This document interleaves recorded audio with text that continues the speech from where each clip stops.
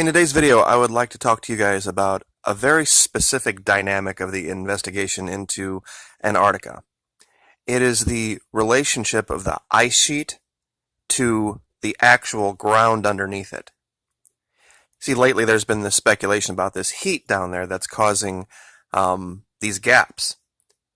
And I've always believed and maintained that there could be enormous civilizations down there living underneath the ice, flourishing, in fact, completely absent of any influence from us here on the quote-unquote surface. Because they have, even by science's definition, all of their requirements.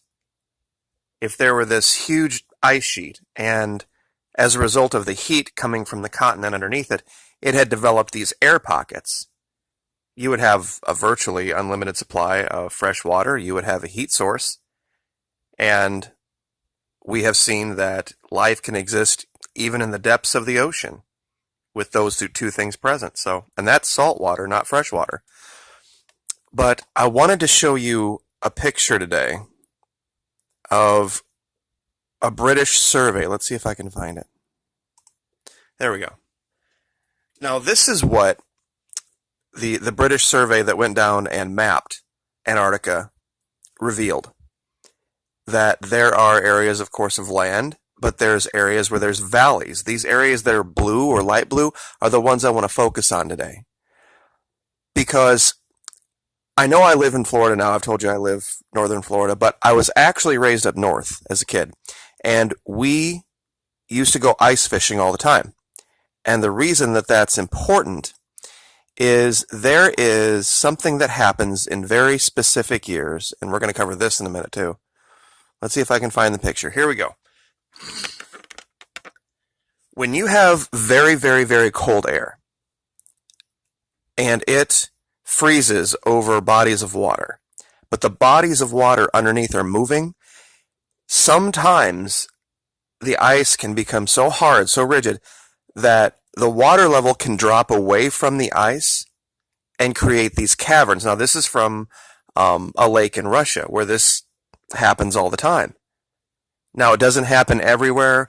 It has to be, like I said, very, very cold.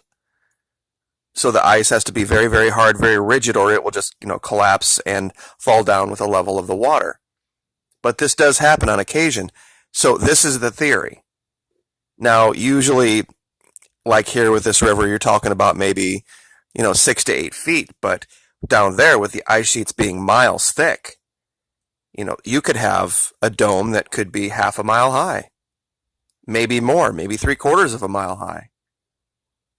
Maybe that's the original dome over flat Earth people are talking about. But it's interesting because one of the things that in my investigation into Antarctica I had uncovered were these cobblestone structures. Most people have said, well, that's natural, that happens from volcanoes. Where they occurred, how they occurred, and the virtual identical patterns showed me that they were likely handmade. And this is a picture of a TR3B craft from, I think this picture was from Japan. And if you look on the underside of this, you see these hexagonal structures, just like the cobblestone in Antarctica. The hexagon is very common. This is just a description of that craft. For those of you who don't know what a TR3B is, it's one of these craft that are seen all over the world and have been seen for hundreds of years, that are triangular in shape, just 3 lights. And of course, down in our investigation in Antarctica, we find all sorts of triangular structures coming through the ice, underneath the ice melting, creating this exact same shape. And we all know a hexagon, a 3-dimensional version, is just 6 of these stacked on end, angling in towards each other. Here's a picture of that same TR3B next to a some type of an airliner. Here is a hexagon appearing in Fortnite, believe it or not.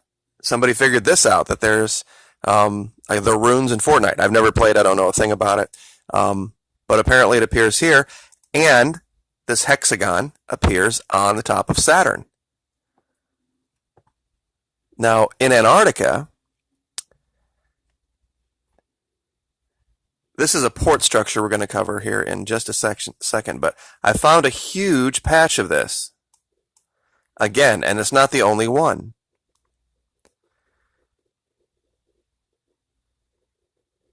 Now, if you look at these cobblestones, they're not all perfect, but they are exactly like what we see in ancient Europe, ancient Rome, even Asia made roads. When they wanted to create strong, permanent structures, this is what they did. And this looks like, because it's right by a river, this is some kind of a loading or port canal.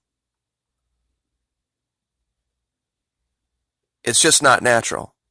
At one time, clearly the water level here was much higher. And if we go back to our picture, one second, I'll find it. You can see where that may have occurred.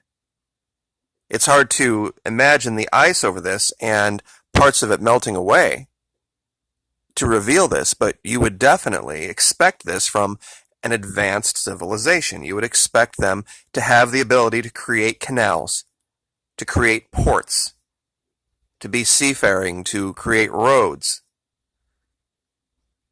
And we see that over and over and over again. Antarctica's tough because a lot of people want to look at it straight down like this.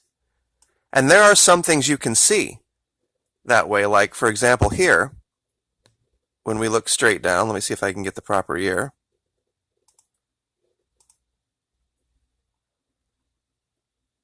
You can see, and we'll try to zoom in here, one of these triangular melt patterns. But sometimes what you have to do is you have to get in even closer. And you can see another one over here under the ice. So zoom distance, time, and over here along the edge of the continent, it is very important to use what they call perspective. And what that means is this, for those of you who haven't watched my videos before, you have to take the camera angle and look at the continent as if you were in a plane, like coming in for a landing, is the best way to describe it. And you can see things completely differently. Like when you look at the coast. Let me clean this one up for you a little bit. Okay, clearly this is a port. This is not just some wild coastline. There's been a construct here for ships to come in. Anybody who lives anywhere near a port town will know exactly what this is. Let me zoom out just a little farther.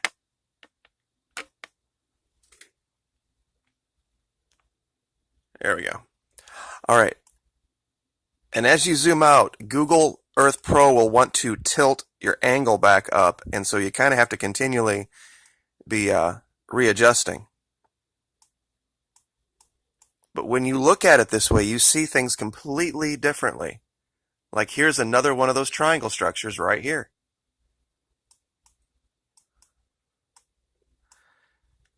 Down here, once again, on the ocean floor. This looks like actually a collapsing pyramid, because this looks like this is one side of it and this is the other side of it, and just time and the waves has just allowed it to kind of tilt down and sink. And here, this is a really, really great example of an access port. You see the pathway here, the curved pathway that leads right down to it? I mean, very clearly something is coming up and going right around. Now this is all collapsed, but at one time it looks like this was a much more defined structure. And once again, here's your access. Right around in, to underneath that ice sheet. You know, they may be very aware of us and just don't want us to be aware of them. And I can't for I can't blame them, honestly, with kind of the way things are going now and have gone last 100 years. But we see these just strange geometric patterns over and over again that just aren't natural. And they hide this stuff in time. See how that changed? This is 2011. And you can see this very clearly. Once again, same thing here. This is clearly some kind of a launch portal, some kind of an access portal. And I don't know if you can kind of see the waves. It's the representation of at what depth it is. What we're looking at here is about 135 feet underwater.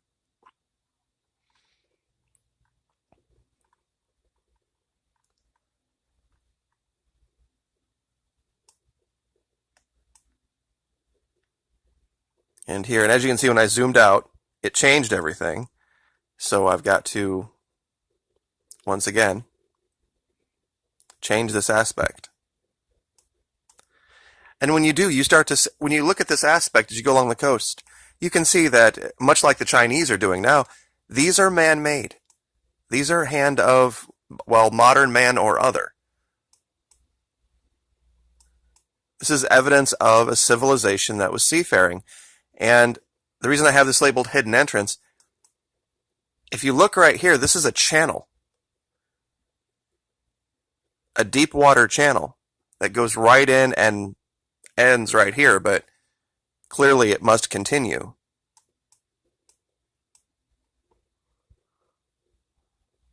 And there is evidence, I should say, of pyramid-style structures all over down here.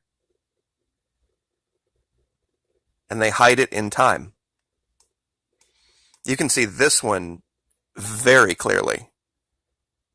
This one, all three sides are perfect. There's one here. You can kind of see the hidden one here. This side here on the left is collapsed. And this side here on the right is a little bit obscured by what looks like something's happened here. But without a doubt, without any doubt, I'll even zoom in a little farther. I don't know how anyone can look at this structure and go, oh yeah, that's just nature. That's just nature creating perfect triangles all right by each other. Not plausible. And let's see, what was the last thing I wanted to do? As you can see, it's when you have the angle tip just a little bit like this, it starts to come into view. But then as you tilt down, you really can, the steeper the angle, the more pronounced this civilization becomes.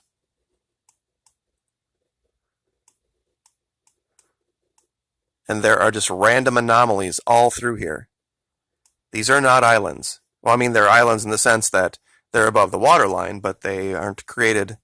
You know, it could be something like what's going on over in the Spratlys, where there were reefs, where there were things that could have been improved upon to make them useful. And this might be where the Chinese learned the trick, because the Chinese are ready to install a permanent airport down here. I wish I would have had that link up. But you can just Google that, Chinese ready to install permanent airport. It's all over the news. In Antarctica. Especially when you see something like this.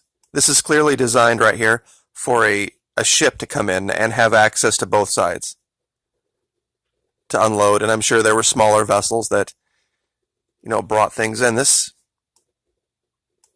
are ports.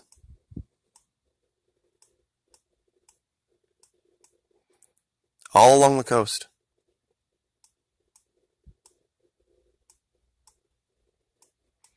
But this is what I wanted to cover with you guys today, that that cobbling, that hexagonal cobbling, can be found on the bottom of some of these TR3Bs, which I think ties it very clearly with their shape, the shape that we've found down here. And as far as that separation of the ice sheet from the land, there's a great way to, if you want to go try to find this, I know this is kind of odd, but there's this idea with power loading. For those of you who have ever had a boat, when you back the trailer in, a lot of guys like to, goose the engine to, pull it up onto the trailer. It does a lot of damage to the end of the ramp right here. It creates this gap, this channel, and everything collapses, and a lot of boat ramps prohibit this, the power loading of boats. But in real cold areas, I mean, you won't, of course, it's Florida where I'm at, nobody around here will, but up north, if you want to go find one of these places where the ice is frozen on a really, really cold day, and there might be a gap in between the ice and the water level or the ground below, this is a perfect candidate for a place. It creates this big sand dune right here. And usually the water right here will drain out one way or the other. And it leaves a gap. And so if you have your auger, you can drill through and you can drop a camera down there and take a picture and make a nice, YouTube video. If I lived back up north, I'd probably do it. That you can, see this this hidden gap, this hidden world underneath the ice between the ground and the bottom level. But real quick, where was it? Yeah, this is the one from Russia. Really, you can see the dirt and the sand above that's been kicked over from the wind. Really, really great picture. But that's kind of what I think's going on. Is that there is, my Zoom sometimes quits working into a video. There we go. There's gaps between the bottom of that ice sheet and the continent below. And I think that's part of the secret that they don't want people to know, is that it's not that they don't want people down there exploring on the ice. Is what they don't want people realizing is that they can get underneath that ice and there's a whole nother world to explore. And who knows about the residents down here? They may or they may not like visitors. And who knows the technologies that are available? I'm sure there's a lot of governments that wouldn't like that ending up in private hands. I can think of 1,000 reasons why this would be a problem. So anyway, thank you guys so much for the support. I really appreciate it. Have any questions, let me know. If you'd like any links to anything, also just let me know. I didn't really cover too much. I'll put a couple of them from, that coastal area that we covered. But anyway, we will leave it there. Let's see if I missed anything. Got that covered. And here's a little bit better picture of that TR3B. You can clearly see it. You can clearly see the hexagons underneath. The cobblestoning effect, I guess, for lack of a better term. But I think that's everything I wanted to cover. So we will talk to you guys later. Hidden civilization. Below the ice. Like, share, subscribe.